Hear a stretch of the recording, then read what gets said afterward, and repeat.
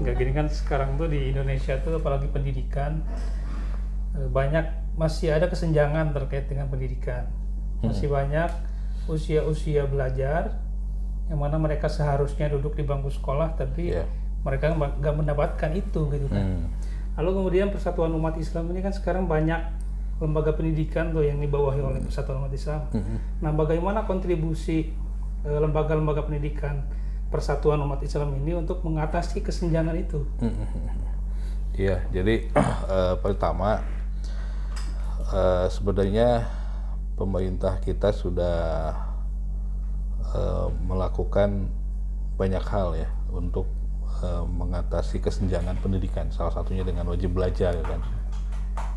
Meskipun memang implementasinya wajib belajar kita ini baru bisa menangani anak-anak di level usia SD ya, dan masih sangat banyak yang mereka untuk sekolah di level SMP kemudian SMA itu terbatas. Nah, PUI dengan sekian banyak sekolah yang dimilikinya itu sudah berkontribusi dengan sangat luar biasa untuk membantu bagaimana kemudian rakyat Indonesia khususnya umat Islam untuk mereka bisa sekolah di sekolah-sekolah PUI. Terlebih sekolah PUI ini hampir mungkin 90% itu sekolah yang peserta didiknya kebanyakan kelompok-kelompok yang terbatas secara ekonomi. Ya. Ekonomi yang menengah ke bawah. Menengah ke bawah, betul. Menengah ke bawah.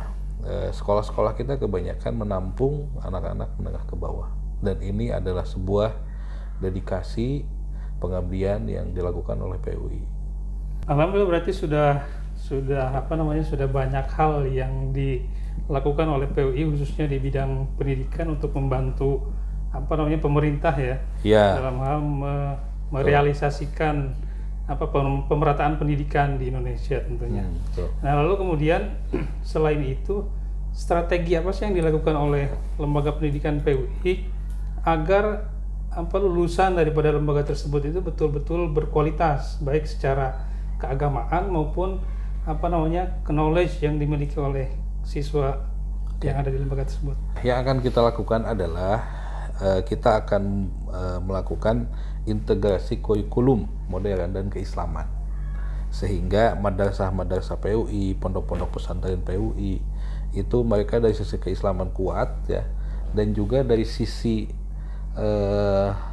pemahaman tentang bagaimana hidup di zaman modern itu mereka bisa survive ya. Kemudian yang kedua, kita akan minta sekolah-sekolah PUI melakukan penguatan dalam hal digital ya, karena bagaimanapun zaman ini sudah bergeser ya, sekarang sudah masuk ke zaman digital, sehingga kita ingin semua santri PUI kemudian siswa-siswa PUI memahami era digitalisasi ini.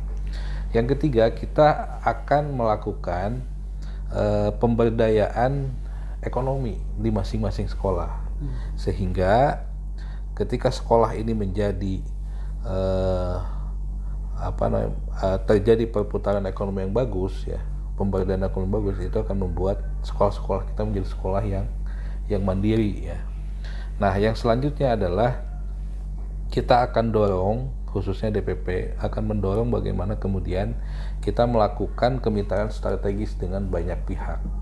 Kita akan berkolaborasi dengan lembaga-lembaga charity, dengan pemerintah untuk bisa menggalang pendanaan yang mumpuni, sehingga sekolah-sekolah PUI yang mereka mengelola siswa-siswa yang ekonomi kelas menengah ke bawah itu bisa tetap menjadi sekolah unggulan ya, karena bagaimanapun ketika kita mengelola masyarakat atau umat Islam yang kelas menengah ke bawah itu biasanya secara finansial di sekolah itu keuangannya agak bleeding ya, agak susah keuangannya, makanya itu harus ditopang oleh organisasi sehingga madrasah-madrasah dan sekolah-sekolah PUI bisa tetap survive, tetap tumbuh dan menghasilkan lulusan-lulusan yang bagus.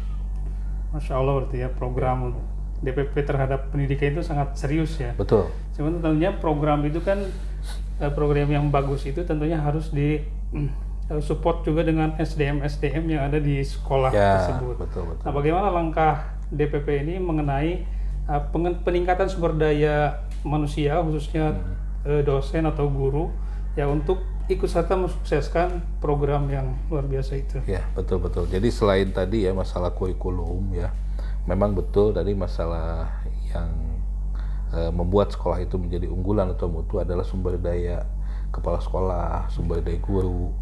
Nah, kita ke depan itu kita akan membuat namanya bidang Dikdasmen ya, pendidikan dasar dan menengah.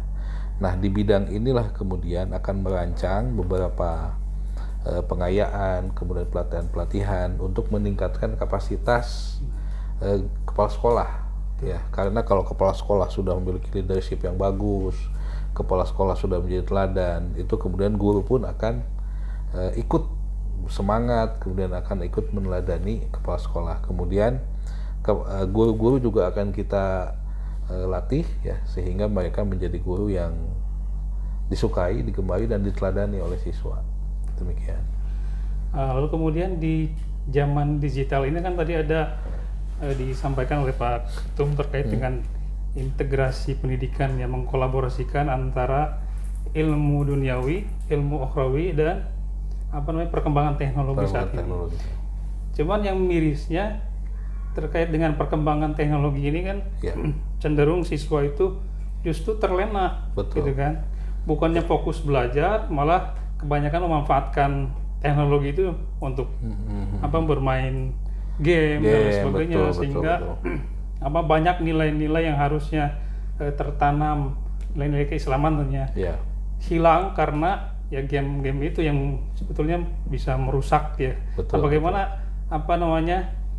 solusi daripada Persatuan Umat Islam khususnya di lembaga pendidikan terkait dengan masalah ini? Karena kan serius juga nih masalahnya. Betul. Jadi memang digital ini harus kita sikapi seperti halnya dua sisi mata pedang ya.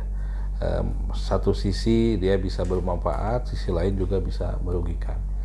Nah, yang penting adalah bagaimana kita melakukan digitalisasi, edukasi yang bagus ya. Kita melakukan literasi digital, kita jelaskan bahwa di balik digitalisasi ini ada manfaat dan juga banyak kerugiannya, dan kita harus banyak mengenalkan sisi-sisi positif tentang digital.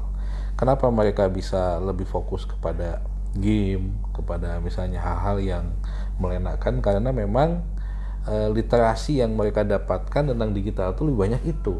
Nah, makanya di sekolah itu harus ada penjelasan-penjelasan tentang hal-hal yang manfaat ya, seperti misalnya dengan digitalisasi ternyata dengan adanya AI misalnya kan kita bisa melakukan pembelajaran dengan cepat ya. Kemudian dengan adanya YouTube itu, kalau kita ambil sisi-sisi positifnya itu kita bisa mendapatkan pembelajaran yang super cepat ya, dan mengkombinasikan antara pembelajaran digital dengan langsung mendapatkan ilmu dari guru misalnya. Dan yang terakhir adalah bagaimana digital ini kita bisa mendapatkan pemberdayaan ekonomi ya, sehingga siswa ini harus disibukkan ya, termasuk guru dan kepala sekolahnya harus disibukkan dalam hal digital ini dalam hal yang manfaat. Tapi kalau tidak ada desain dari kita ya pasti mereka akan lebih kepada hal-hal yang disukai ya. Termasuk pengawasan dari orang tua juga sangat penting. Sangat penting sekali. Karena nggak mungkin sebuah lembaga pendidikan itu bisa secara optimal memberikan suatu edukasi kepada peserta didik tanpa ada support juga dari orang tua. Betul. Selama ini kan kita di sekolah sudah dijagain nih, tapi ketika pulang rumah, acuh orang tuanya. Nah, mungkin terkait dengan kolaborasi antara lembaga pendidikan PUI dengan orang tua juga mungkin harus lebih diintenskan ya. Nah, karena ya tidak mungkin sebuah lembaga pendidikan juga bisa berkembang tanpa ada support dari dari orang tua murid. Ya. Dan memang pendidikan itu harus disikapi bahwa yang sekolah itu bukan hanya anaknya. Betul. Pendidikan itu harus disikapi bahwa yang sekolah itu adalah satu paket ya. Anaknya di sekolah formal dan orang tuanya juga harus ikut sekolah. Nah, di sanalah tadi yang disebutkan oleh Kang Palah kolaborasi antar sekolah dengan orang tua, komunikasi harus lancar dan untuk mendukung kemajuan anak didik ya. Tuh. Oke, baik.